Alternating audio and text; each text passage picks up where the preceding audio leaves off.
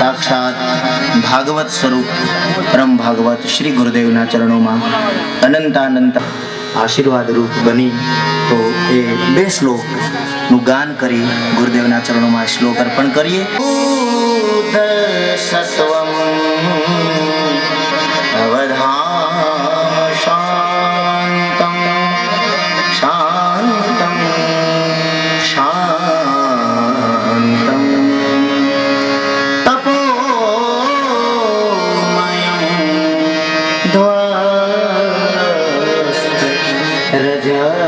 रजस्तमस्तं तमस्तं मायामयो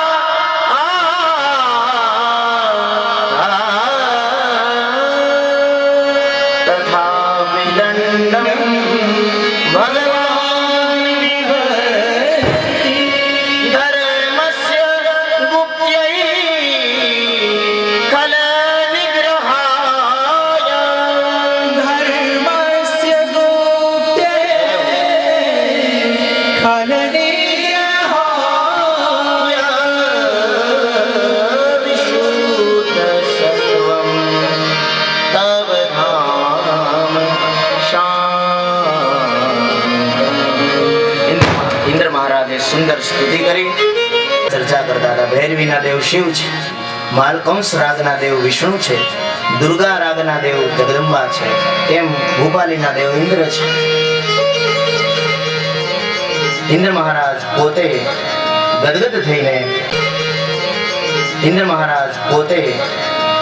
થઈને પોતાના જ જે રાગના અધિપતિ છે એ રાગમાં જ સ્તુતિ કરે છે. ભગવાન પ્રસન્ન થયા અને સુરભિકા એને રમાડતા રમાડતા બોલ્યા, હે ઇન્દ્ર મહારાજ, ક્યારેક ક્યારેક હું કઠોર કૃપા પણ પ્રાણીઓ ઉપર અને દેવો ઉપર કરું છું.